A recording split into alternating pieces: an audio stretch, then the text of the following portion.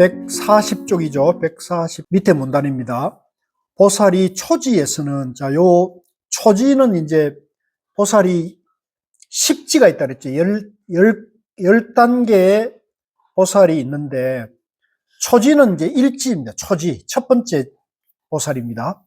보살이 초지에서는 모든 불법을 원을 세워 구함으로 보리분법을 가득 채우게 되고, 제2지에서는 두 번째 보살입니다. 마음의 때를 여의기 때문이며, 제3지에서는 원이 더욱 늘어나 법의 광명을 얻고, 제4지에서는 도에 들어가며, 제5지에서는 세상에 하는 일을 따르게 되고, 제6지에서는 깊은 법문에 들어가며, 제7지에서는 모든 불법을 일으키므로 모두 보리분법을 가득 채우게 된다. 이제 37가지 단계별 공부 방법을 다 가득 채우게 된다. 왜냐하면 보살이 초지로부터 제7지에 이르도록 지혜의 공용 있는 부분을 성취하기 때문이며, 이 공용의 힘으로 제8지에 들어가 제10지에 이르도록 공용이 없는 행을 두루 성취하기 때문이다. 이제 7지에 이르면 37가지 모든 단계별 공부 방법을 다 익히고, 8지에 이르면 8지에서 제 10지까지에는 그 모든 행을 닦되 집착하지 않는 행을 한다. 이런 뜻으로 이해하면 될 것 같아요. 그러니까 부처님의 지위에 들어가지만 부처님의 지위에 만족하거나 거기에 머물러 있지 않고 자유자재할 수가 있다는 거죠. 네, 자유자재할 수 있다. 이를테면 여기 두 세계가 있는데 한 곳은 오염되고 한 곳은 청정할 때 두 세계의 중간을 지나가기가 어렵다. 그렇죠? 오염된 세계에 있거나 청정한 세계에 있거나 이렇게 되는데 중간을 이렇게 지나가기는 쉽지가 않겠죠. 경계가 이제 어렵죠. 남북도 보면 경계가 없잖아요. 남북이 딱 막혔잖아요. 그러나 큰 방편과 신통과 원과 힘이 있는 보살은 더 말할 것이 없다. 이제 큰 방편, 신통, 원, 힘이 있는 수행자는 이제 이런 것에 걸림이 없다는 거죠. 보살의 자리도 이와 같아서 오염된 행도 있고 청정한 행도 있는데, 이 두 중간을 지나가기가 어렵기 때문에 보살의 큰 원과 힘과 방편과 지혜로서 무사히 지나갈 수가 있다. 이제 이 중생의 세계와 부처의 세계가 있다면 이 중생과 부처의 세계를 다 왔다 갔다 할 수 있는 그런 지혜를 갖춘 분을 우리가 보살이라 그러는데, 보살은 그런 원력과 힘과 방편과 지혜가 있기 때문에 왔다 갔다 하더라도 무사하다는 거죠. 무사하다. 근데 이런 힘이 없는 사람은 무사할 수가 없다. 잡히게 된다는 거죠.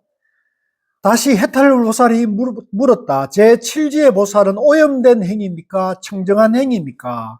금강장보살이 말했다. 초지에서부터 7지에 이르도록 수행하는 여러 행이 모두 번뇌의 업을 떠나 더 없는 보리로 회행하는 것이므로 부분적으로는 평등한 도를 얻었지만 번뇌를 초월한 행위라고는 할 수 없다. 보살이 처음 초지로부터 제7지에 이르도록 바람이를 타고 세간에 다닐 때 세간의 번뇌와 근심을 알면서도 바른 도를 탔기 때문에 번뇌의 허물에 물들지 않지만 번뇌를 초월한 행위라고는 할 수 없다. 이제 이 말은 이제 내가 공부를 해서 중도의 정견을 갖추고 삼매를 닦아가지고 내가 공부한 힘이 있더라도 이제 고통과 불안에 시달리는 중생을 위해서 그 길을, 지혜의 길을 안내해 주지만은 내가 이미 공부가 갖췄기 때문에 내가 그런 번뇌에 물들지 않는다. 이렇게 보면 됩니다. 이때야 비로소 번뇌를 초월한 행위라고 할 수 있다. 이제 중생의 고통과 불안을 들어주지만 중생의 고통과 불안에 내가 잡혀먹지 않는단 말이죠. 그걸 능히 극복할 나에게 공부의 힘이 갖춰져 있다는 거죠. 이 제7보살이 탐욕을 비롯한 온갖 번뇌를 초월하여 이 자리에 머물면 번뇌가 있는 자라고 이름하지도 않고 번뇌가 없는 자라고 이름하지도 않는다. 왜냐하면 모든 번뇌가 현재에 작용하지 않기 때문에 있는 자로 할 수도 없고 열의 지혜를 구하는 마음이 아직 채워지지 못했으므로 없는 자라고 할 수도 없다. 이제 중도가 되겠죠. 이제 제7지에 이르러도 여기에 제7지의 경지에 있지만은 이제 만족할 수 없는 것은, 모자람이 있는 것은 내가 아직 완전한 지혜를 갖추지 못한 것이고, 또 모자람이 없는 것은 내가 중생의 지혜는 넘어섰기 때문에 모자람이 없는 거죠. 보살이 이 제7지에 머무를 때 깊고 깨끗한 마음으로 몸의 업을 성취하고 말의 업을 성취하고 뜻의 업을 성취하여 온갖 선하지 못한 업으로서 열애가 꾸짖은 것은 모두 버리고 선한 업으로서 열애가 칭찬하신 것은 항상 닦아 행한다. 우리도 마찬가지잖아요. 공부하는데 주변에 자꾸 이렇게 격려와 응원을 받으면 공부할 힘이 나고 보람을 느끼는데 그걸 자꾸 시비하고 막 저러면 힘이 떨어지죠. 네. 세상에 있는 경전과 기술과 제5지에서 말한 것처럼 모두 142쪽입니다.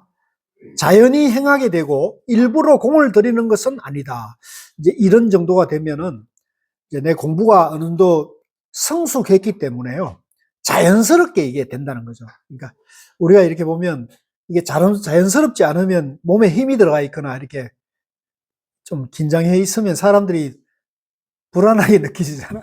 근데 이런 사람은 공부가 상당히 됐기 때문에 힘이 들어가 있지 않고 항상 중생과 함께 편안하게 어우러진다는 거죠. 이 보살은 삼천대천세계에서 아주 밝은 스승이 되어 열애와 제8지 이상의 보살을 제외하고는 다른 보살의 깊은 마음과 미묘한 행으로는 견줄 리가 없다. 이제 이미 7지까지만 가도 굉장히 높은 경지의 공부가 됐다는 것을 말하고 있죠. 모든 선정과 삼매와 삼마발제와 선정과 삼매는 이제 우리 마음이 안정이 된 것, 또 선정은 우리 마음이 안정이 된 것이고 삼매는 우리 마음의 모든 분별을 떠난 것이고요. 삼마발제는 그 밑에 줄을 보면 집중함으로써 마음이 편안하게 된 상태를 삼마발제랍니다. 삼마발제와 신통과 해탈이 이제 이 공부가 참선이나 도를 많이 닦아가지고 공부가 깊어진 사람은 마음도 편안하고 깊은 삼매에 들고 또 신통도 나고 또 해탈의 경지에 이르게 된다는 거예요. 그것은 닦아서 이루어진 것이지 제8지와 같이 과보로 이루어진 것은 아니다. 이것은 내 마음 공부를 해서 이걸 이렇게까지 됐다는 것이라는 거죠. 이 자리에 보살이 순간순간 두루 닦아 모은 방편지와 모든 보리의 부분법이 점점 더 원만해진다.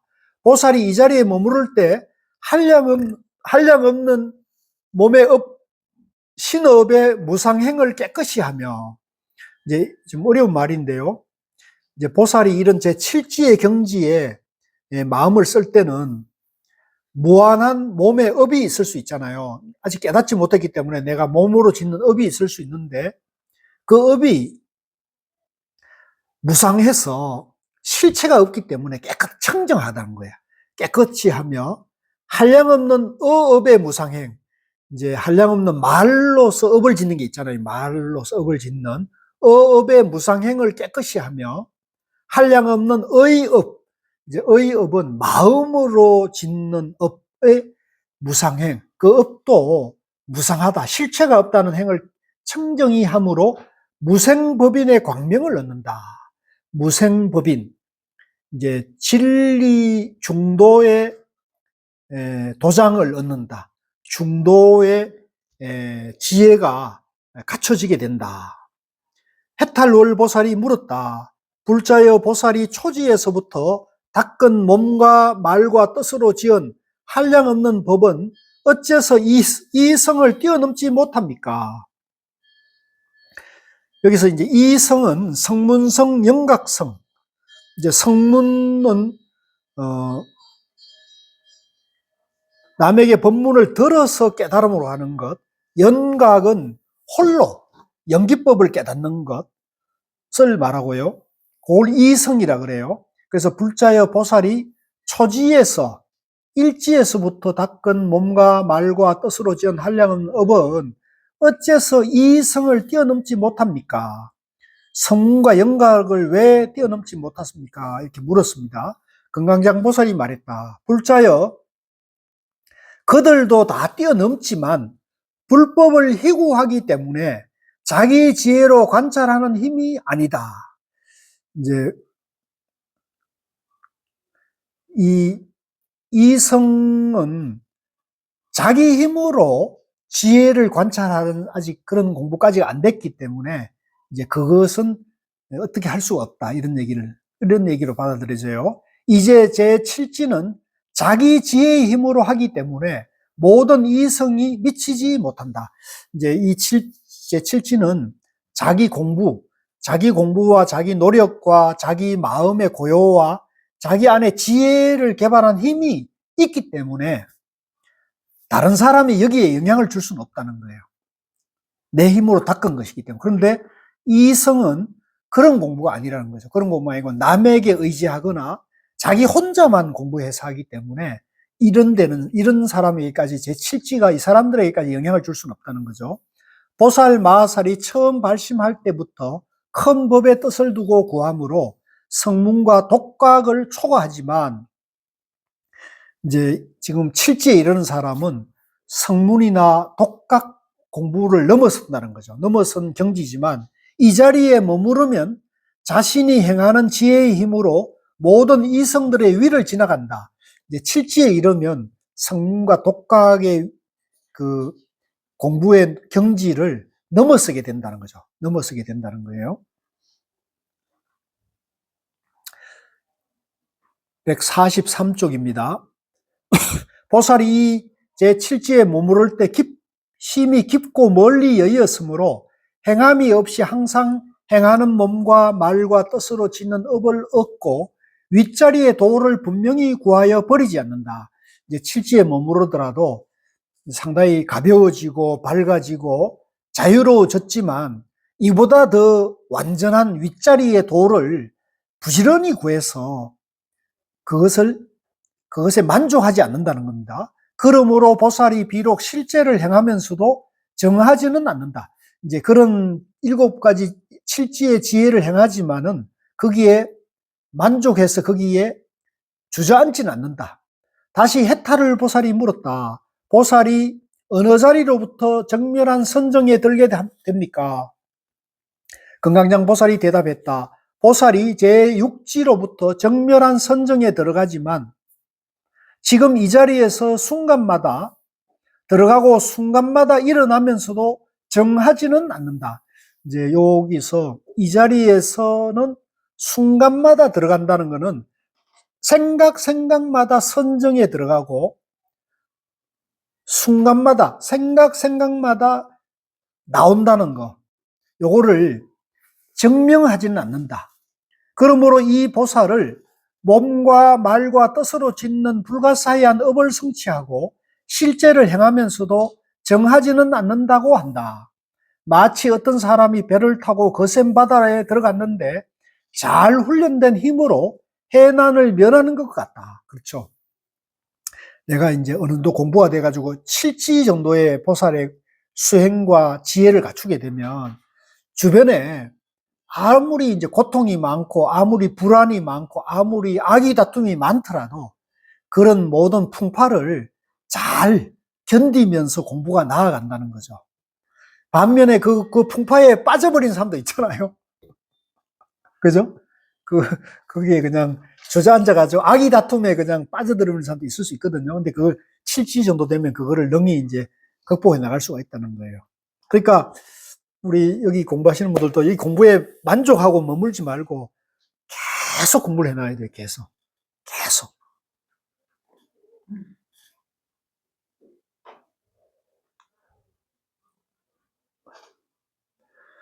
불자여 이 보살이 이 같은 삼매의 지혜를 얻어 큰 방편을 행한다. 이제 내가 선정삼매의 힘이 선정삼매를 많이 닦게 되면요, 그게 지혜가 나와가지고 여러 가지 방편을 이제 잘 이렇게 구사할 수가 있게 되는 거죠. 비록 생사를 보이면서도 항상 열반에 머물고, 이제 나고 죽는 거, 이제 중생은 전부 나고 죽는다고 생각하니까 나고 죽는 방편을 보이면서 마음은 항상 생사가 둘이 아닌, 예, 불의의 마음에 이제 있게 되고, 권속들에 둘러싸이면서도, 여기서 권속은 이제 따르는 세력들 있잖아요. 따르는 세력들. 추종 세력들에 둘러싸이면서도 멀리 떠나기를 좋아하고, 이것도 중요한 말이네요. 요즘 우리가 이렇게 시국을 보면 추종 세력에 둘러싸여가지고 거기에서 헤어나지 못하는 사람이 있잖아요. 그러면 안 돼요.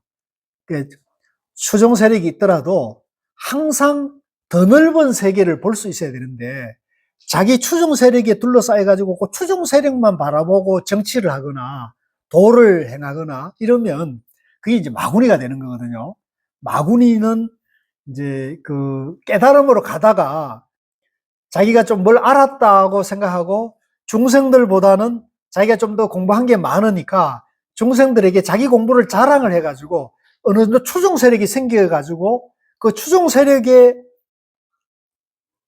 공부와 힘으로 그 세력들을 이제 가지고 노는 것을 우리가 마군이라고 그러는데, 그러면 안 돼요. 그러지 말고 그는 추종자가 형성됐더라도 더 넓은 세계로, 더 높은 세계로 공부를 머물지 않고 나아가야 된다는 얘기입니다. 권속들에 둘러싸이면서도 멀리 떠나기를 좋아하고 원력으로서 삼계에 태어나지만 세간법에 물들지 않는다.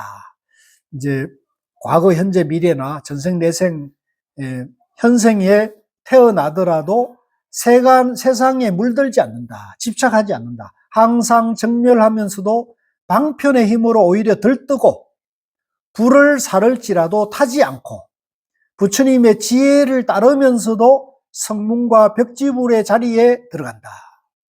그러니까 내가 이제 부처님의 지혜, 중도의 지혜를 항상 행하면서도, 항상 하면서도 성문이나 벽지불, 성문은 이제 법문 들어서 깨달음으로 하는 사람이고, 벽지불은 홀로 공부를 하는 사람이니까, 그런 사람, 부처님의 지혜를 환하게 밝히면서도 성문이나 벽지불을 만나가지고 그들과 어울린다는 거죠.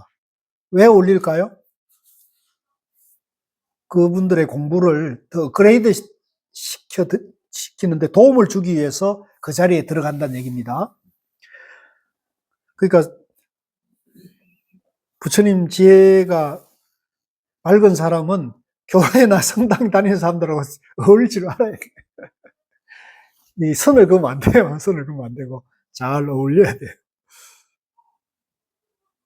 그래서 이제 여기 한국사에서 제가 그 참선 입문만 할 때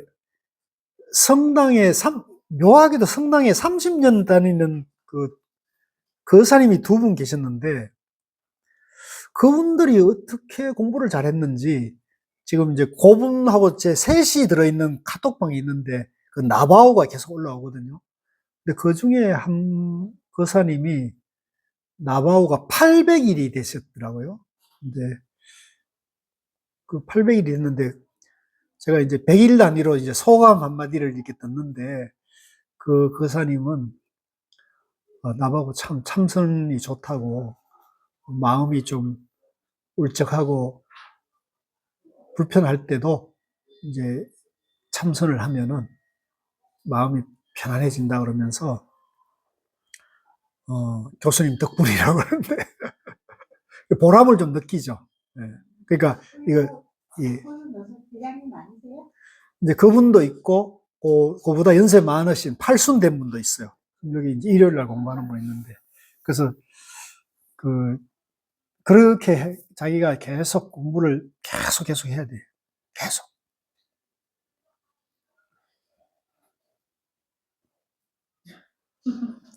부처님 경계에 장을 얻었으면서도 일부러 악마의 경계에 머물고 악마의 도를 초월했으면서도 마군의 법을 행해 보이고 외도의 행과 같이 하면서도 부처님의 법을 버리지 않고 일부러 세간을 따르면서도 항상 출세간 법을 행한다. 참 좋은 말이네요. 그죠? 아주 높은 경지의 말이면서도 이제 중생의 고통을 덜어주기 위해서 함께 한다는 거죠. 네, 함께. 보살이 이와 같은 지혜를 성취하여 원행지에 머무를 때 서원의 힘으로 수많은 부처님을 칭견하게 된다. 부처님 계신 데서 광대한 마음과 더욱 뛰어난 마음으로 공양하고 공경하고 존중하고 찬탄한다.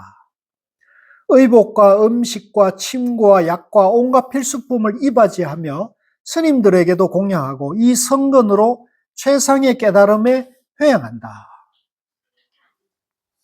144쪽입니다. 중생에게 이익 주고 법인이 청정하여, 법인은 뭐죠? 지금까지 믿기 어려웠던 이치를 잘 받아들이고 의혹이 생기지 않도록 하는 거. 이제 중도의 진리를 이제 받아들인 거예요. 중도의 진리를 잘 받아들인 거죠. 중생에게 이익을 주고 중도의 진리를 받아들여 청정하여 끝없는 세월을 지나도 지닌 선거는 점점 더 훌륭하게 빛난다. 그러니까 우리가 이제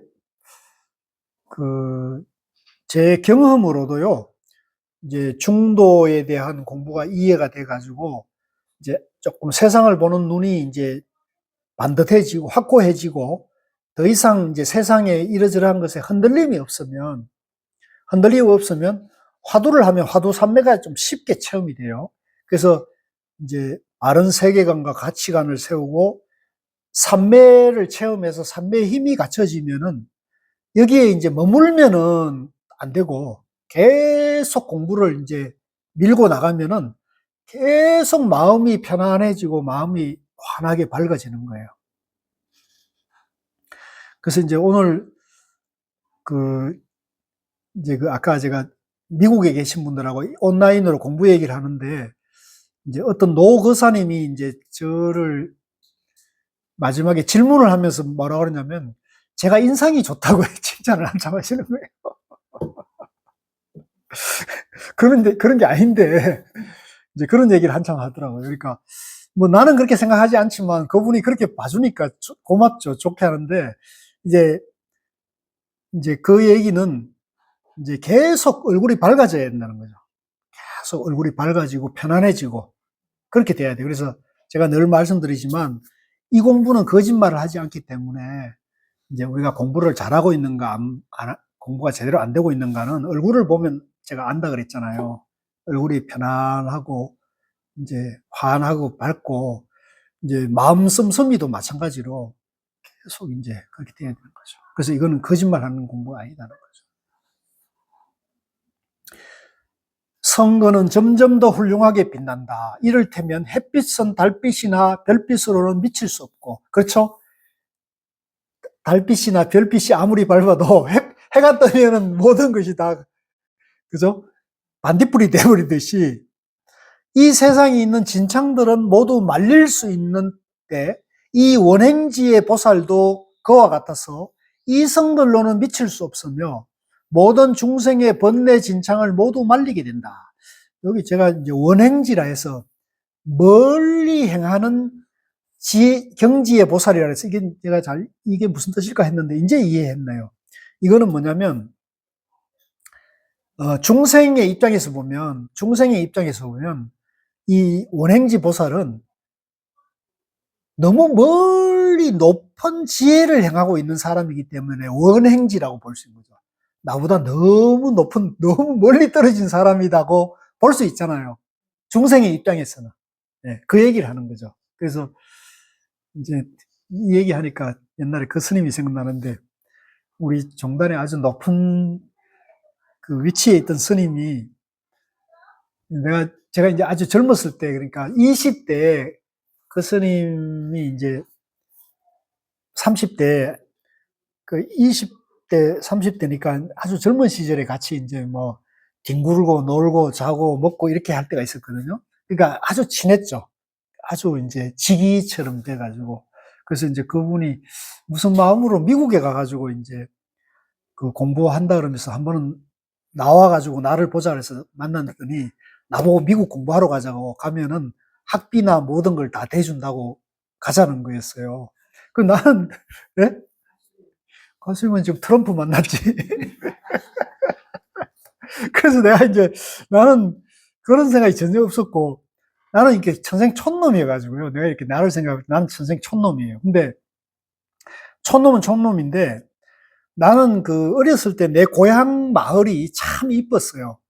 이제 이렇게 그 안동의 하회마을처럼 물급이가 이렇게 태극무용처럼 이렇게 지나가면서 모래사장에 산으로 뭐 다 둘러싸여 있는데 너무 이게 아름다운 거예요. 그러니까 내가 우리 그 육촌 형이 서울대 나와가지고 독일에 유학 갔다가 향수병 걸려왔다 얘기했잖아요. 그거 내가 나중에 나이가 드니까 이해됐어요. 고향이 너무 아름다운 거예요. 그러니까 어디를 가더라도 고향의 그 아름다운 모습이 늘 그, 물론 독일도 아름답지만 그게 이제 비유가 안 되는 거죠. 그래서 이제 나도 어렸을 때 굉장히 그 고향에 대한 좋은 그게 있어요. 지금도. 그래서 나는 우리나라를 떠난다 이런 생각이 없었어요. 그래서 그런 제안이 있어도 뭐 굳이 저런 데까지 공부해 이렇게 했는데 그 얘기 하려는 게 아니라 그 스님이 이제 그, 그 종단에 저기 돼서 그 뒤에 이제 그 스님은 그 스님대로 공부를 하고 나는 이제 고우 스님을 만나가지고 이제 이 중도와 선의 세계에 대해서 눈이 열렸잖아요. 그러니까 이제 이 공부 길이 다르니까 이게 잘 만나지지 않더라고요. 이상하게 그 나도 바쁘고 그분도 바쁘니까 이제 말이 이제 벌어졌죠. 근데 이제 내가 가끔 어디에 글을 쓰고 뭐 하는 거를 이제 워낙 잘 아는 사이니까 이제 관심 있게 듣고 또 나를 또 굉장히 좋아하고 애껴주는 분이었으니까 이제 봤던가 봐요. 그래서 한 번은 이제 종단 일 때문에 한번 보자 그래가지고 그분이 사는 이제 처소에서 이제 해인사의 어떤 처소에서 2박 이틀 같이 잠을 자게 됐어요.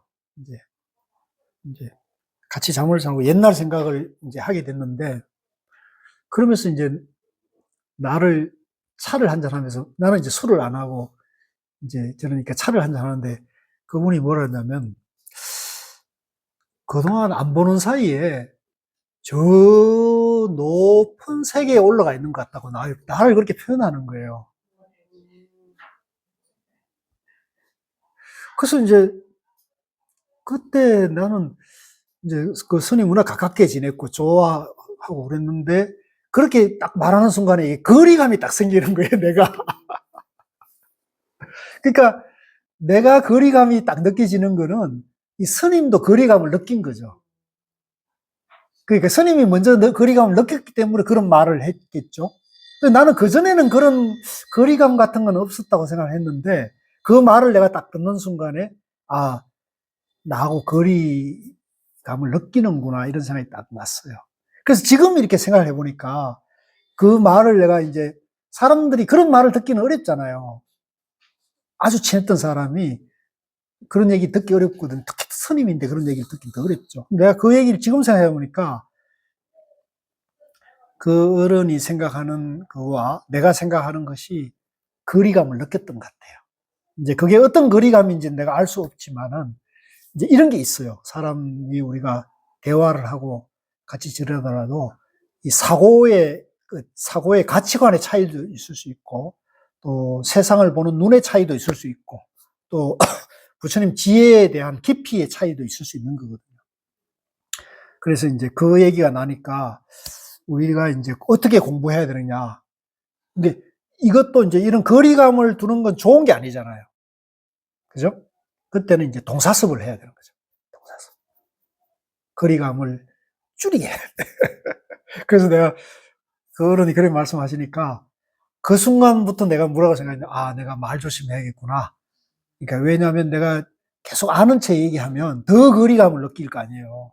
그래서 내가 그때부터는 입을 뭐라고 얘기하고 싶은 마음이 있었지만은 이제 그 차이는 뭐냐면 나는 선의 세계에 들어왔고 그분은 이제 교학의 세계에 있었던 거거든요. 그러니까 이 선과 교회의 차이는 너무나 이게 다르기 때문에 이 얘기를 해봤자 좁혀지지 않는 거니까 내가 말하면 안 되겠다 이렇게 해갖고 이제 공부의 얘기는 전혀 안 했어요. 그래서 그 생각이 나네요. 네, 그 얘기입니다. 그래서 그런 차이가 있어요.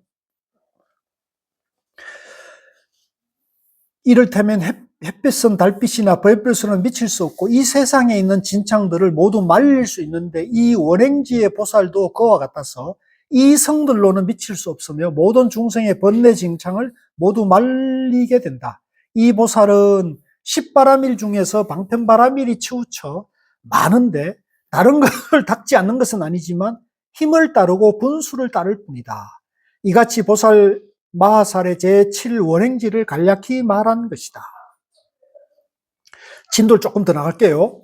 제8지 움직이지 않는 보살의 자리 부동지라는데 같이 봅니다. 부동지. 이제 마음이 더 이상 움직이지 않아요. 네, 마음이 유혹에도 흔들리지 않고 차별에도 흔들리지 않고 네, 번뇌에도 물들지 않는 걸 부동지라 그래요. 이때 천왕들과 하늘 무리들은 이 뛰어난 보살행을 듣고 기뻐서 부처님과 한량없는 보살들에게 공양을 올리기 위해 아름다운 꽃과 깃발과 일산 향과 꽃다발과 영락을 내리니 한량없는 끝없는 천만 가지 모두 다 보배구슬로 곱게 꾸몄네. 천녀들도 같은 때의 천상 음악과 아름다운 음성으로 노래하면서 부처님과 불자들께 공양하고 한꺼번에 입을 열어 찬단하니라. 한 털 끝에 육치 들어 있으니, 자, 요 한 머리털 끝에 육치는 이제 육도윤회를 말하는 거예요. 그 밑에 나오죠. 지옥, 아기, 축생, 아수라, 인간, 하늘나라. 이 육도윤회가 이 머리털 하나에 들어있다는 거예요. 이게 무슨 말인지 이해되시나요, 이제? 몰라요? 우리 장혜성 보살님 이거 한번 설명해 보세요. 머리털 하나에 육도윤회가 다 들어있다는 게 무슨 말이죠? 우리 항상 지옥과 아기들 왔다 갔다 하는 건 항상 있는 거 아니겠어요? 머리 털것이 많이. 그렇게도 설명할 수 있는데 제가 이해할 때는 이 머리털 하나도 뭐로 이루어져 있어요? 연기로 이루어져 있잖아요. 연기. 인연으로 이루어져 있잖아요. 육도윤회도 인연으로 이루어져 있잖아요. 그죠? 그러니까 머리털 하나에 육도윤회가 다 들어가는 거야. 같은 거야, 다른 거예요? 같은 거죠. 도는 같은 거죠. 진리는 같은 거죠. 이해되세요? 그렇게 이해하시면 돼요. 머리털 하나에 육도윤회가 다 들어있고 육도윤회나 머리털 하나나 같다는 거죠. 인연법인 건 같다는 거죠. 우리 뒤에 선생님 이해 좀 돼요? 네? 이거 이해하면 다 이해한 건데 이 굉장히 중요한 거예요. 그러니까 이 세상에 눈에 보이는 모든 삼라만상이 전부 인연으로 존재하잖아요. 지옥도 인연, 연기, 하늘나라도 연기, 부처님도 연기. 그렇죠. 무하고 공이죠. 네. 그걸 다른 말로 무하고 공이라는 거죠. 그러니까 연기로 이해하는 게 좋아요. 연기법은. 전부 인연으로 존재할 뿐이다. 그래서 한 털 끝에 육도윤회가 들어있으니 세 가지 악도와 천상과 천상, 인간과 천상, 용왕과 신중과 아수라들이 이제 용왕은 이제 그 바닷물을 주재하는 왕이고요. 신중은 이제 하늘나라의 물인데 신의 물입니다. 이제 우리 불교에서는 신을 부처님의 신도 두 가지가 있어요. 부처님의 가르침을 지키는 신이 있고, 그것을 부수려고 하는 신이 있어요. 그런데, 하늘나라에 사는 사람들을 신중이라고요. 이제 여기서 말하는 신중은 이제 보통 우리가 절에 가면은 불단을 이렇게 부처님 이렇게 모셔놓고는 양쪽에 그 불화를 그려 놓잖아요. 그 불화에 보면은 부처님을 경호하고 지키는 그 신중이라는 무리들이 있어요. 그게 신중단이라고도 해요. 신중과 아수라들이 밑에 신중을 한번 봅시다. 불법을 보호하는 신장. 그러니까 절에 가서 불화를 보면 험상궂게 뭐 투구 쓰고 무기 들고 이런 사천왕 이런 게 다 신장들이에요. 그런 분들은 다 부처님의 지혜를, 진리를 지키기 위한 그 신장들이고, 그건 신장들이 있는 이유는 마구니들이 또 있기 때문인 거죠. 마왕이나 이런 게 있는 거죠. 마왕은 누구냐면 아까 제가 말씀드린 그 허경영이나 천공 같은 무리들이 마구니들이에요. 그걸 지켜야 합니다. 신중과 아수라들이 저마다 업을 따라 과보를 받는다. 근데 이제 여기서 중요한 거는 용왕이나 신중이나 아수라들은 깨달은 분입니까? 못 깨달은 분들입니까? 이분들은 다 못 깨달았어. 그러니까 신중이나 아수라나 용왕도 육도 윤회 세계 안에 존재하는 무리들이거든요. 해탈을 못한 육도 윤회의 중생들인 거예요. 오직 부처님만 깨달아가지고 생사윤회를 해탈한 거거든요. 이게 요걸 이해하면 좋아요. 그래서 우리 불교에서는 신이라는 존재도 해탈한 존재가 아니고 윤회 안에 최고의 위치에 있을 뿐이지 해탈을 하지 못해. 그러니까 부처님보다는 부처님이 되지 못한 존재, 최고의 존재 이렇게 볼 수 있는 거죠. 그와 같은 모든 세계 국토 가운데 부처님 계시어서 맑은 소리도 끝없는 중생들의 마음을 따라 가장 높은 법륜을 굴리시다. 세계 안에 갖가지 중생 몸 있고 몸 가운데 갖가지 세계가 있어. 이제 이것도 우리 세계 안에 여기 한 10분의 몸이 있잖아요. 그러면 이 10분 각각의 몸 안에 갖가지 세계가 또 있잖아요. 예를 들면 내가 이거 하나 있지만 내 마음이 오늘 뭐 미국 사람들 만나가지고 공부를 한참 하고 왔잖아요. 그럼 수많은 세계의 사람들을 만나고 온 거잖아요. 그거와 마찬가지입니다. 한 몸 안에 수많은 세계가 아침에도 있고 저녁에도 있고 왔다 갔다 하는 거죠. 세계가 있어. 몸 가운데 각가지 세계가 있어. 천상, 인간, 여러 갈래 각기 다른데 부처님이 다 하시고 법문을 쓰라니. 이제 이게 부처님이 다 하신다는 게 뭐냐면 이게 전부 연기법이니까, 인연법이니까, 인연이 부처님이거든요. 그러니까 내가 하는 모든 일을 부처님은 다 아는 거죠. 그걸 이제 부처님은 다 하신다 이렇게 표현하는 거예요. 큰 세계가 생각 따라 작게 변하고 작은 세계 마음대로 크게 되나니 이 같은 신통 변화 한량이 없어 온 세상이 다 말해도 다 할 수 없다. 이제 큰 세계가 생각 따라 작게 변하고 뭐냐면 이제 어마무시한 큰 생각도 내가 예를 들면 어떤 공포와 불안에 막 질려 있지만 시간이 지나고 보니까 그거 아무것도 아니었네 이렇게 생각할 수 있잖아요. 큰 세계도 시간이 지나면은 조그만 세계, 부질없는 세계이듯이 또 작은 세계도 이제 큰 세계가 된다는 거는 이제 내가 이제 내가 가령 어렸을 때 고우 스님을 만나가지고 내가 공부를 해야겠지 하는 작은 마음으로 시작을 했는데 마침내 스님을 만나가지고 중도에 이해되고 화두가 체험되니까 가나선의 세계가 열린 거잖아요. 그러니까 작은 마음이 시작해가지고 이게 큰 세계가 열리는 거. 우리도 마찬가지죠. 여러분들도 조그만 이번에 가서 화엄경 공부 한번 해볼까? 이런 마음으로 이렇게 작은 마음을 했는데 이제 공부가 제대로 되면은 이제 내가 그동안 알지 못했던 진리의 광대무변한 세계를 우리가 알 수가 있는 거죠. 우리 이번에 오신 우리 도반님 열심히 하셔요. 네? 그래서 큰 세계가 내 마음 안에 큰 세계가 보여야 돼요. 네. 이 같은 신통 변화 한량이 없어 온 세상이 다 말해도 다 할 수 없다. 이런 거는 진짜 말할 수 없이 광대무변하게 일어난다는 거죠. 이때 해탈을 보살이 간청하기를 여기 모인 대중이 모두 정숙하오니 원컨대 이 다음에 들어가려는 제8지의 행상을 말씀해 주소. 이제 8지 보살에 대해서 설명해 달라는 얘기죠. 금강장 보살이 해탈 보살에게 말했다.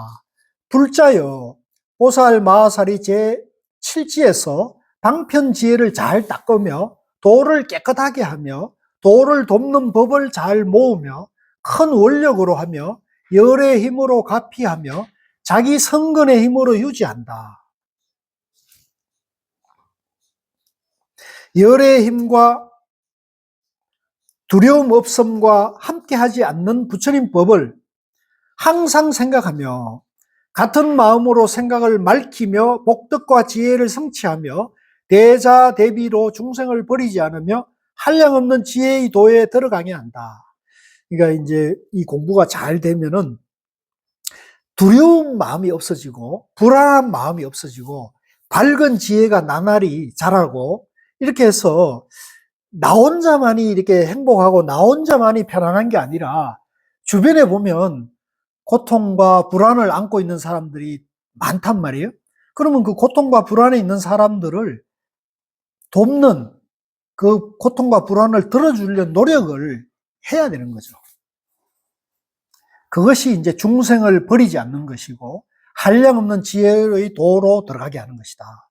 모든 중도법에 들어가니 본래 생기는 일도 없고 일어나는 일도 없고 왜?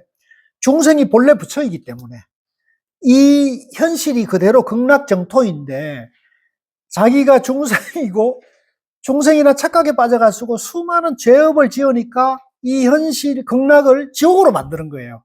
누가 지옥으로 만들겠어요? 본인이 지옥을 만든 거예요. 현실은 그대로 극락인데 지옥을 자기가 짓고 만들고 또 부수기도 하는 거예요. 우리 얼마 전에 그 사람 봤죠? 스스로 지옥 만들어가는 분. 못 봤어요? 봤어요? 네, 눈에 아는 사람만 봐요. 스스로 하늘나라에 살다가 지옥을 만들어가지고 혼자 가면 되는데 또 여럿이 끌고 들어가가지고, 그죠? 혼자 가면 되는데. 그러니까 나는 참 그게 너무 서글프더라고. 그 장군들을 잘 꼬셔가지고, 야, 언제 그 군인들 다 데려가지고 국회를 포위해가지고 이제 하자 이렇게 해놓고서라면은 자기가 다 일거수일투족을 다 조정을 해놓고서는 나는 모르는데요. 더 알아서 하는 거 아닙니까? 나는 그런 게, 그러니까 참 저렇게 세상에 어리석은 사람이 있구나 이런 생각이 들대요. 그게 이제 이 전도몽상에 빠진 거예요. 자기 어떤 신념에 빠져가 굉장히 무서운. 그러니까 특히 이제 조금 죄송합니다만 연세 드신 분들이 이거 조심해야 돼요. 이게 생각이 굳어지면 자기가 아는 것이 최고다는 생각에 빠져버리면 다른 사람의 지혜로운 생각을 받아들이지 않게 되잖아요. 그리고 자기 신념을 강화해주는 얘기만 들으려고 그래요. 요즘은 이제 유튜버와 알고리즘의 세계이기 때문에 자기가 자기 신념을 강화해주는 유튜브만 찾아서 듣게 된단 말이에요. 굉장히 위험한 길로 가는 거거든요. 그래서 이제 조금 이 세상의 흐름을 걱정하는 사람은 이 알고리즘의 세계, 이게 AI의 세계거든요. 이 인공지능의 이런 문제가 오히려 인성을 건강하게 하는 게 아니라 인성을 오히려 망가뜨려서 사회의 불안과 세상을 더 어렵게 만드는 게 아니냐 이렇게 생각하는 거거든요. 근데 반대로 말하면 우리 같이 부처님의 지혜를 공부하고 밝히는 사람은 인공지능 시대에는 불가피한 거예요. 그거는 멈출 수 없는 업보거든요. 업보예요, 업보. 그건 부처님도 어쩔 수 없는 거거든요. 근데 그 업보를 받더라도 우리가 어떻게 하면 고통과 불안에서 자유로워질 수 있는 길이 무엇인가 할 때, 그게 이제 저는 중도의 지혜고, 이제 선정 삼매의 힘이거든요. 그래서 이제 우리가 참선 명상을 열심히 하고, 중도에 대한 지혜 공부를 해야 되는 거예요. 이제는 저는 종교를 떠나가지고 이렇게 해야 될 것이다 봐요. 특히 이제, 지금 기독교의 그 세계관에 보면 AI 시대가 이게 설명이 안 되잖아요. 과학기술이 인공지능이나 로봇을 하나님이 창조했다 하기에는 인간이 지금 만들어가고 있는 하나의 창조적인 기술이고 그렇잖아요. 그러니까 이거는 앞으로 어떻게 될지는 모르지만 기독교의 그 신중심의 세계관의 입장에 봤을 때는 이 현상 자체가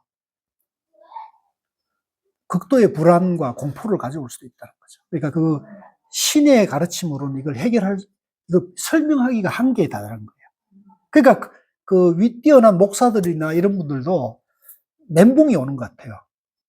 이걸 신도들인데 이걸 설명을 해줘야 될 거 아니에요? AI와 로봇, 인공지능, 이 우주 질서에 대한 이런 걸 합리적으로 설명이 돼야 되지 않습니까? 이게 합리적인 설명이 안 되잖아요. 그래서 나는 종교적으로는 그런 종교는 더 어려워질 것 같다. 저는 이렇게 생각이 들고, 대신에 불교에서는 이 종교색을 너무 드러내지 말고 그런 것을 다 수용하는 그런 쪽으로 가는 것이 좋겠다는 생각을 해보거든요. 그래서 저번에도 말했지만, 그 아까 두 분의 그 성당 30년 다니는 분들이 와가지고 참선 명상을 잘하고 있잖아요. 그런 길을 열어줘야 한다고 저는 보는 거죠. 종교는 그걸 믿더라도 마음을 다스리고 자기 마음의 평화를 얻으려면 명상을 하면 좋다는 것이 되면 좋잖아요. 저는 그런 생각을 해봤습니다. 그래서 다시 와가지고요.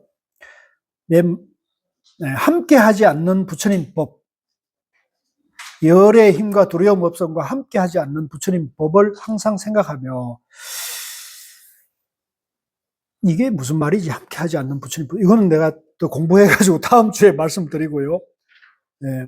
모든 법에 들어가니 본래 생기는 일도 없고 일어나는 일도 없고 146쪽입니다. 모양도 없고 이름도 없고 무너짐도 없고 다함도 없고 옮아감도 없다. 왜냐하면 충도고 영기고 무하고 공이기 때문에 있다 그러는 것이 없기 때문에 이것이 없다는 거죠. 성품이 없는 것으로 성품을 삼으면, 이거 밑줄 거세요. 이제 충도 영기 무하공이라는 것은 실체가 없단 말이거든요. 실체가 없는 중도 영기를 부처라 그래요. 부처. 그러니까 부처의 성품은 영기법이고 무아법이고 공법이죠. 그러니까 성품이 없는 것으로 성품을 삼는다. 말이 됩니까? 그러니까 이게 이제 말장난 같아도 중도 영기고 무아고 공이다. 이 세상이 허구인 것 같다. 실체가 없는 거다. 그걸 진리로 삼는다는 얘기입니다. 이름에서 진리로 삼는다는 얘기예요.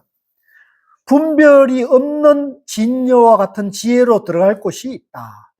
이제 우리가 옳다 그르다는 분별이 없지만 옳다 그르다를 다 밝히는 지혜가 난다는 거죠. 모든 마음과 뜻과 식으로, 요게 이제 심의식이라는데요. 이 심의식이 우리 마음을 말하는 거죠. 우리 마음을 깊이 들어가면 마음과 뜻과 기억이 있죠. 그래서 뜻, 마음이라고 그래요. 근데 거기에 분별하는 생각, 거기에 분별하고 헤아리고 그런 집착을 떠나며, 집착 없음이 허공과 같으며, 이제 우리가 하늘에 이렇게 허공은 아무것도 없으니까 거기에 뭘 집착하거나 머무르거나 내 생각을 일으킬 것이 없잖아요. 허공과 같으며 모든 법에 들어가 허공의 성품과 같나니 이것을 가리켜 무생법인을 얻었다고 한다. 이제 우리가 바람이 이렇게 부는데, 바람이 불면은 눈에 보이지 않지만 바람이 없는 건 아니잖아요. 그와 마찬가지로 이 중도와 무아의 지혜라는 것은 아무것도 없는데, 아무것도 없는 것이 아니라 아무것도 없는 지혜가 나온다는 거예요. 그래서 그걸 이제 무생법인, 남이 없는 진리의 진리를 얻는다. 진공묘유가 되는 거죠. 보살이 이 인을 성취하면, 보살이 그런 중도의 마음을 성취하면 곧 제8부동지에 들어간다. 자, 이제 진리의 마음, 중도의 마음을 이루면 제8부동지에 들어간다. 근데 이제 우리는 중도의 마음, 진리의 마음이 없이 내가 중생이다 이 생각이 꽉 들어차 있단 말이에요. 근데 그걸 이제 자꾸 비우고 법문을 듣고 공부를 해가지고 아, 내가 본래 부처구나.